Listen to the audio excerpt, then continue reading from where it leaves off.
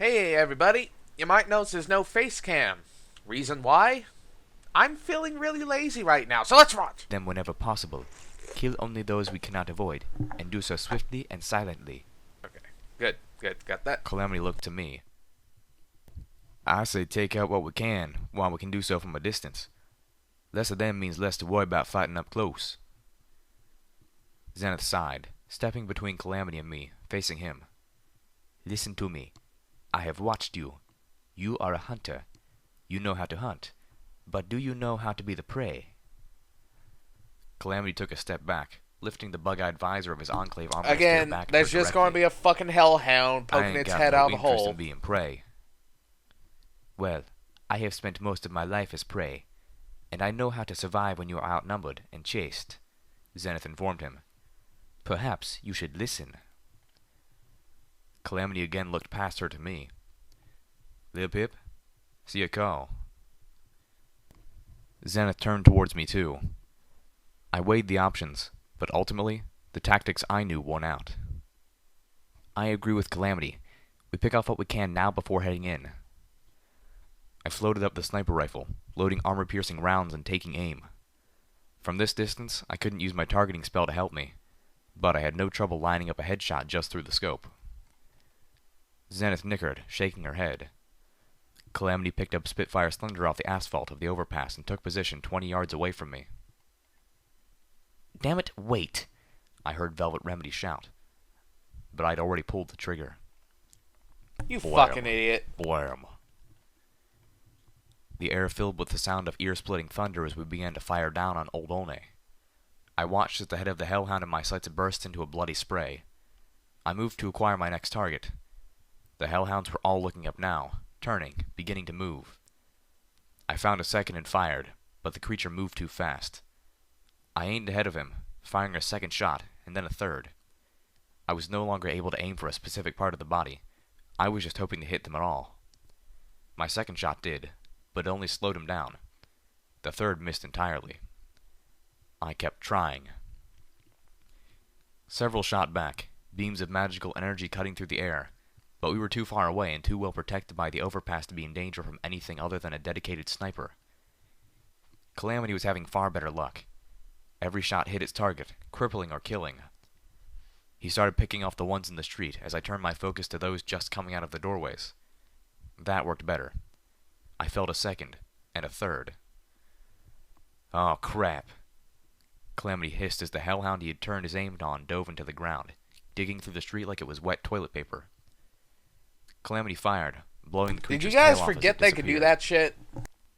They weren't coming out of the doors anymore, and as I looked up, I saw the last of the hellhounds on the street disappear into a hole. We had killed 10 of them. Well, brilliant. Velvet Remedy face-hoofed. Both of you. Now they know we're here, and we've attacked them first. She looked cross. Calamity wiggled his wounded wing. My wing disagrees. Velvet Remedy's ears drooped. Now, Zenith told Calamity, you are prey. We are all prey. They came for us on the overpass while I was still paralyzed by the anesthetic spell. The hellhounds weren't foolish enough to come running up on the ramp like we hoped. Instead, they dug their powerful claws. Respect your enemy. Like, fuck's sake. Oh my god.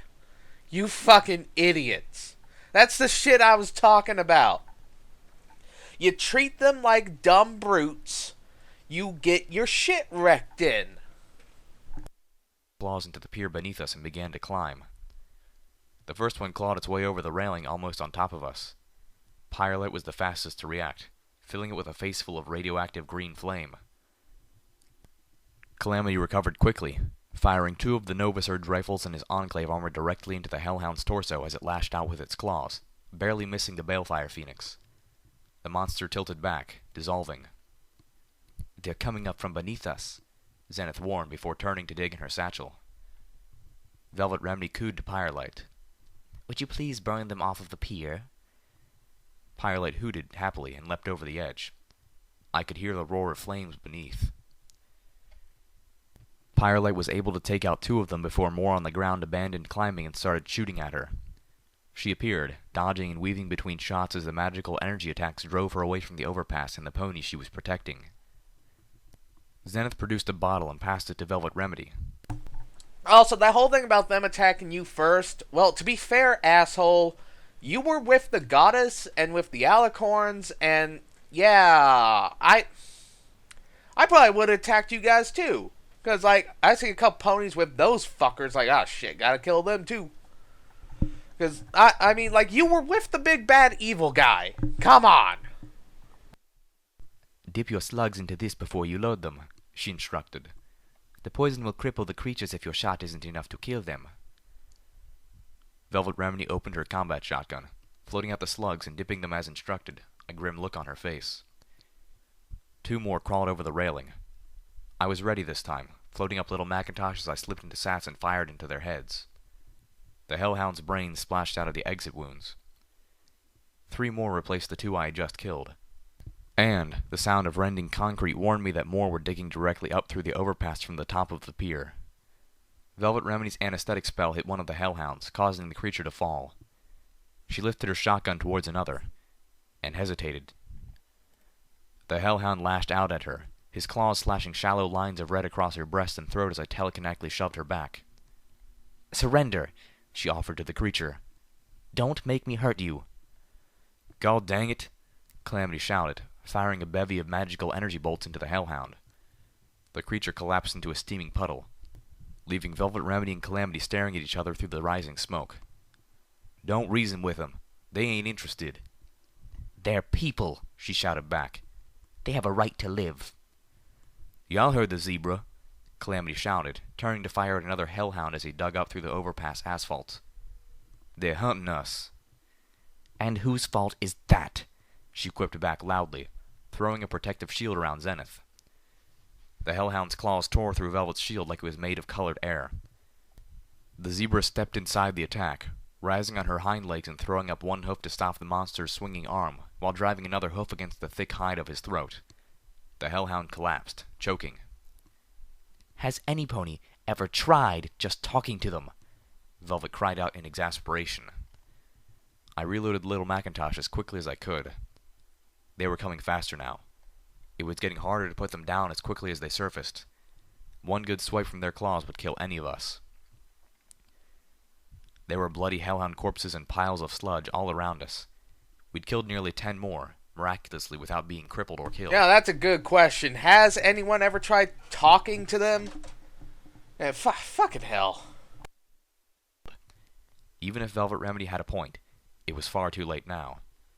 I told her so as I fired point blank at a hellhound and somehow missed. The creature bore down on me with its claws. Velvet Remedy sang, a single high-pitched note. The hellhound immediately backed away, its clawed paws covering its ears. It turned and fled down the hole it had just come out of so fast I didn't have time to bring up my targeting spell and shoot at its back. Velvet continued to hold the note, clear and strong.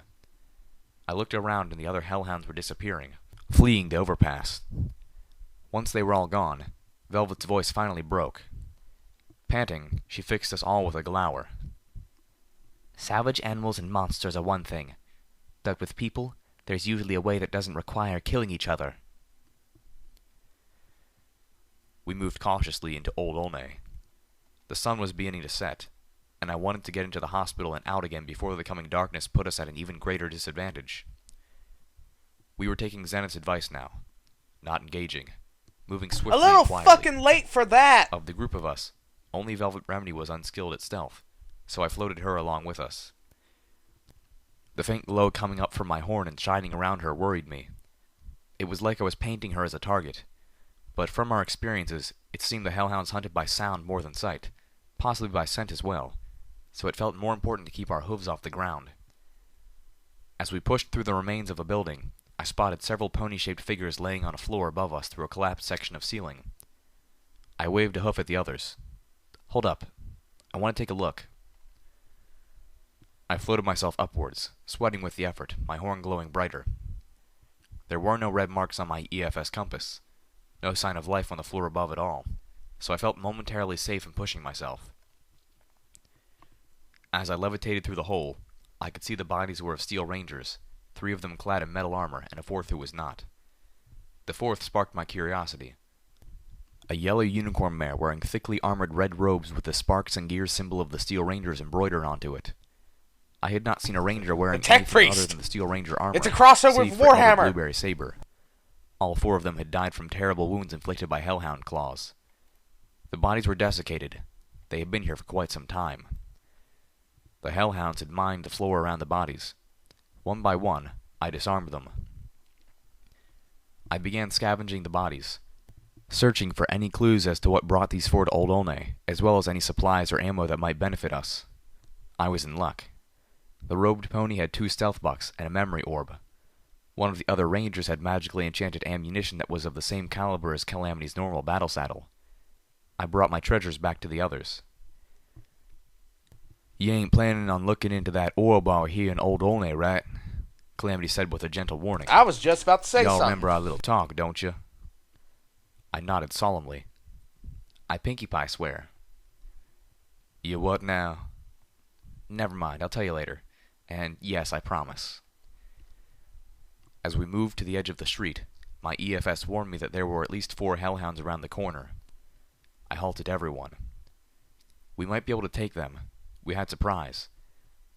But it would only take one good swipe from them to behead one of us. And the fight would draw others. No, we would continue to follow Zenith's advice. I motioned everyone back the other way. "I hate this," Calamity muttered in a whisper. "I want to hunt the hunters, not play these scurrying games. I ain't a rabbit." Zenith gave a wry smile. "Humility does not come easy to you, does it?" Calamity turned to her. "What's that supposed to mean? You saying I'm a show-off?" Yeah, you are, and you're kind of an idiot sometimes. "She wouldn't be entirely wrong, would she?" Velvet Remedy purred with just the right tone to soothe and embarrass the Pegasus. The partially collapsed firehouse tilted at an insane angle, making the entire world seem alien and threatening. Calamity, Velvet, and I scrambled across the maze of broken floors and leaning columns. Firelight swept between the floors, occasionally diving down to the bright red firehouse wagons that lay crushed and partially buried under the swaths of flooring. A hellhound lurched on the doorway behind us, only to find Zenith waiting for it. A swift blow beneath the ribs froze the creature in place, paralyzing it. As it fell, a bolt of magical energy shot through the doorway, striking the zebra in the throat. She glowed brightly and the orbs over our heads burst. Damn! Zenith fell, bleeding from a wound in her throat the size of a memory orb. Velvet Remedy struck the monster with an anesthetic spell, then rushed to Zenith, floating out her dress and using it to apply pressure to the wound. The dress was quickly ruined as it soaked with blood. "Can I please kill him?" Calamity huffed. Velvet frowned, not saying anything. Zenith rasped. "Yes, silently, and cut them open. The blood smell." The hellhounds were hunting us, tracking us now clearly by scent. I understood what Zenith intended, as did Calamity. Velvet Remedy turned away, unwilling or unable to watch as we slew the 2 hellhounds. We made it quick, merciful. It was the least we could do, considering that we were about to defile their bodies. "This ends any chance of diplomacy," Velvet moaned. I hesitated, floating a jagged piece of sheet metal out of the debris and positioning it over the hellhound's body. I had to disembowel him, spread his stink, cover our path with the stench of his death. You know, you're starting to get into raider territory here, little Pip. I wonder if anybody's ever going to, like, talk about that. Like, you're starting to get over into their sensibilities of aesthetics. It was vile. Slowly, I lowered the jagged metal, slashing at the hellhound's armored hide, slowly sawing into him. It was incredibly hard, and the reek was unbearable. I took what little comfort I could in at least knowing he had died quickly and without pain. "Corrupted kindness," the little pony in my head whispered in the voices of the goddess. "Please, no." By the time I was done, I felt sick to my stomach. I'd killed plenty, but this made me feel like a raider. My mind conjured up the image of myself, bleeding, wearing raider armor. The image from the magical mirror. There were bathrooms on the floor above, and medical boxes in each of them. Cracked mirrors and shattered toilets leaned at crazy angles. The whole tilt of the building was making me nauseous, even more than I already was from the grisly work before. My pit butt complained as I got close enough to the sink for it to scan the contents of what little plumbing remained functional. The levels of radiation in the water here rivaled and usually exceeded the levels in Philadelphia. I sat back, braced against the wall, and picked the lock on the medical box in the little mare's room. The lock clicked open with ease. I opened it, emptying the box of its meager medical supplies, and adding them to the supplies from the medical box in the little buck's room. Nothing that would help with Calamity's wing, but the small healing poultice would close and heal Zenith's wound. The wasteland sometimes gave small favors. I pushed myself up, feeling unsteady on the canted floor, and hurried back to the others. They were gathered in what had once been the firehouse kitchen. Velvet Remedy took the poultice and applied it, then borrowed a needle and thread from Calamity's clothing repair kit. A cabinet 2 buildings back had offered up an old bottle of apple whiskey, half empty. Well, don't get drunk now. To sterilizing the needle. Okay. That shows where my mind went. Oh, fuck. I contented myself with a draught from my last canteen. It was nearly empty. I itched in ways I shouldn't itch. The poultice had stopped the bleeding and partially closed the gaping wound in Zenith's neck. Velvet began to sew the wound closed completely. Even with Velvet's expert attentions, the wound was going to remain an ugly scar for the rest of her life. I realized, not for the first time, that the zebra would be dead if the magical bolt had struck her just an inch differently. "Now, you wait here and rest," Velvet ordered the zebra mare. "And Little Pip, you watch her. I'm taking Calamity to find something to use as rags to clean you butchers off." Velvet stuck her nose in the air and trotted out. Calamity scowled but followed, pausing next to me long enough to remind me. "Remember, no orbs." I watched him walk out after her. Rags sounded more like an excuse to talk to Calamity alone. I let out a long sigh.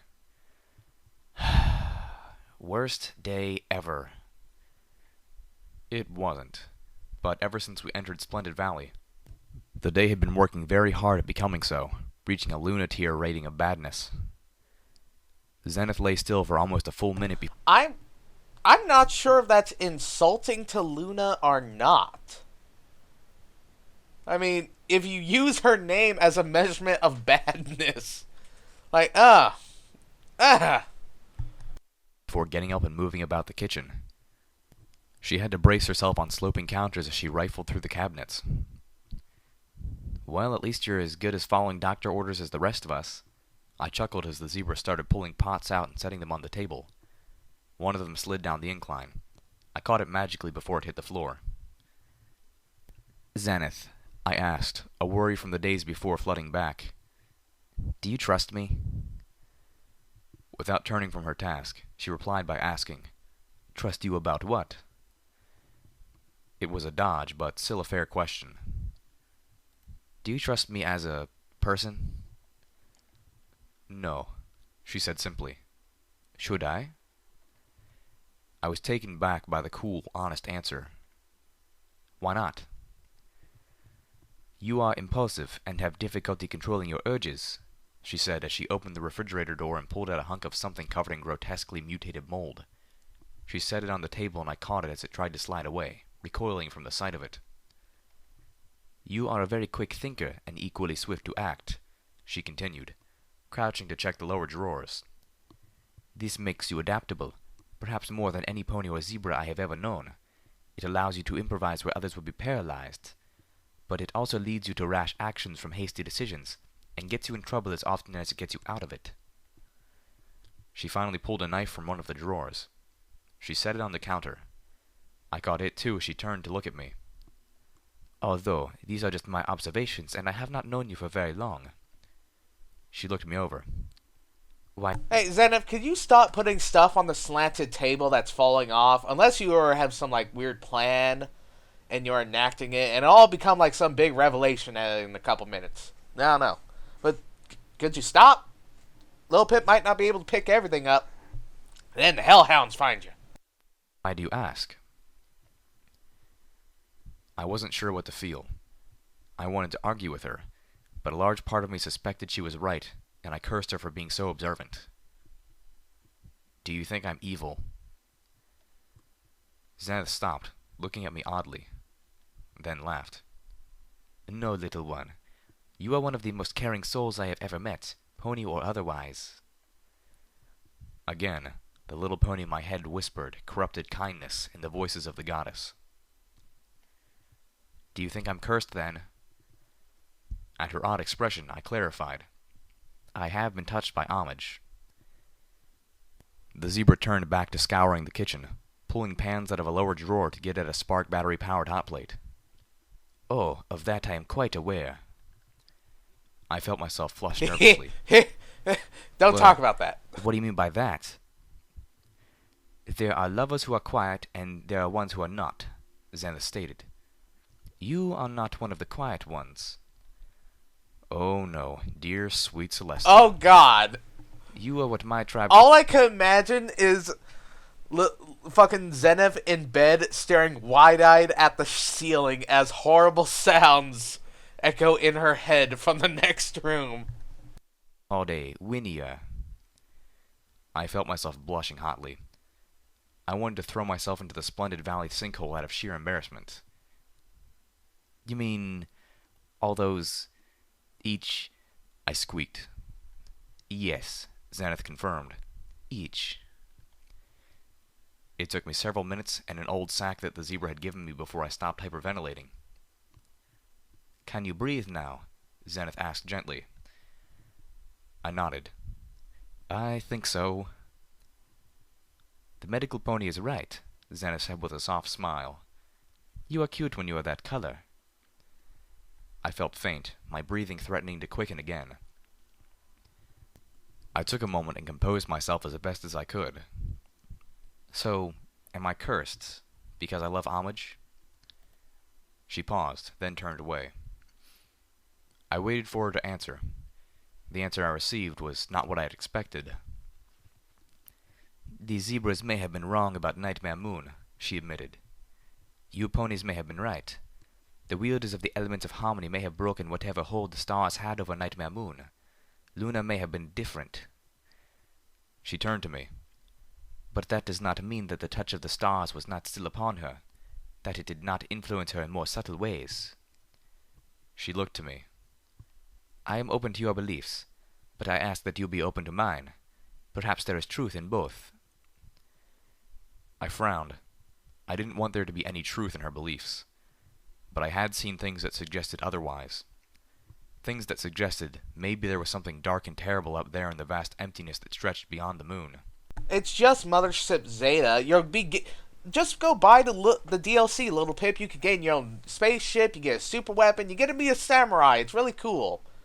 Of course, like, half your damn team that you gather disappears over the course of at the end, which is kind of bullshit, because I would have loved having those guys on my spaceship.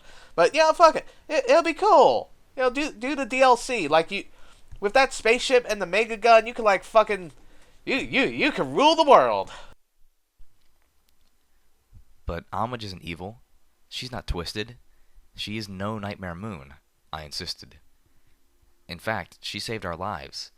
She saved yours. Xanath nodded with a sad smile. And you would say it was quite an amazing shot. Absolutely. It was an... What? The weapon from the stars wants to kill, Xanath said. It yearns to kill. Okay, now that was just creepy. I will accept that Homage is a good, kind pony, and that she is not cursed. But you ask me to, Xanath conceded. Even though I do not trust your judgment, I believe you speak truthfully in this.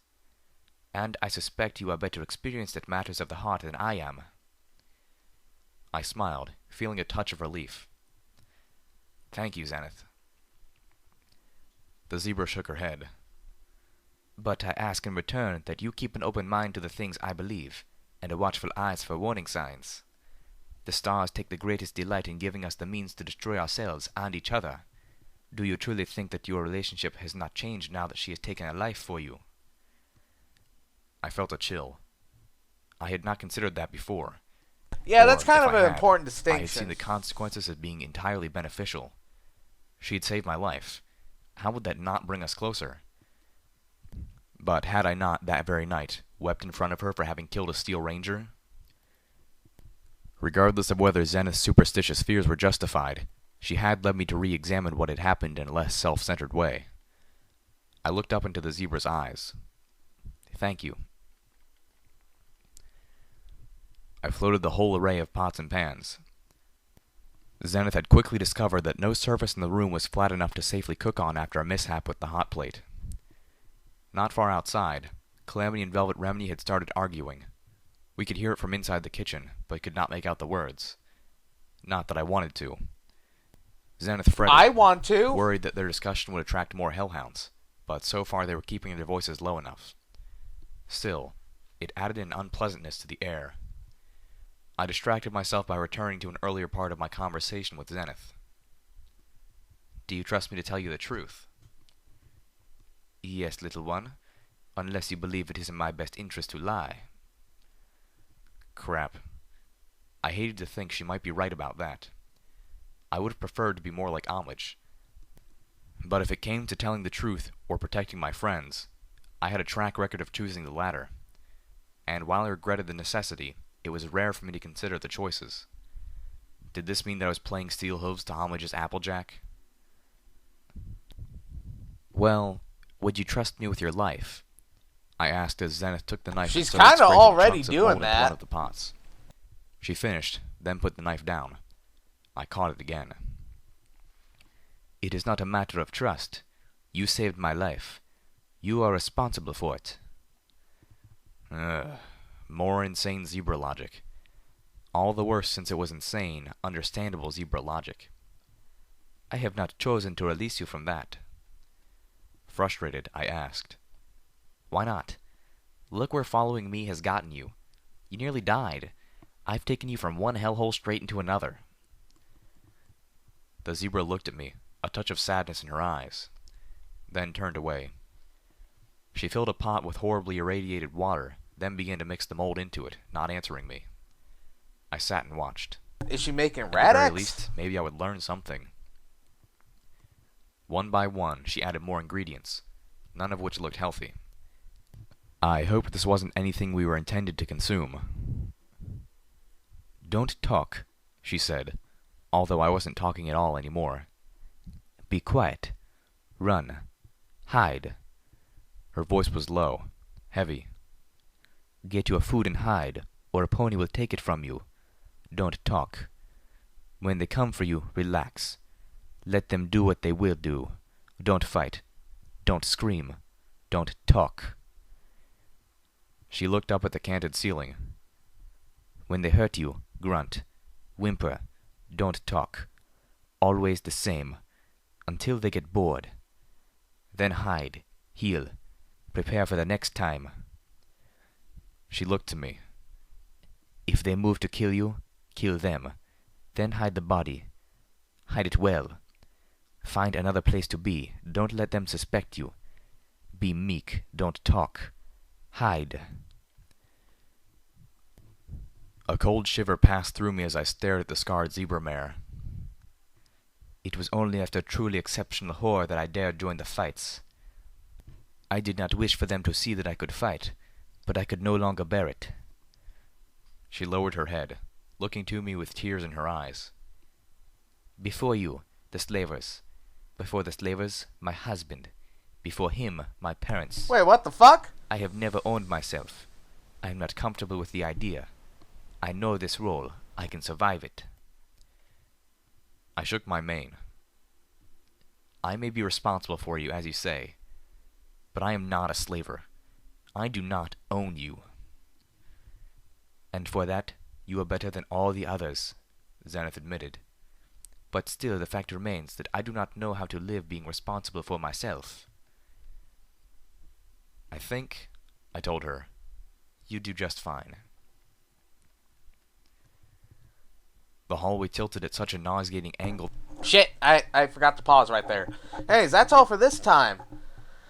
I don't want to go to work today. I feel fucking lazy. I just want to go back to bed.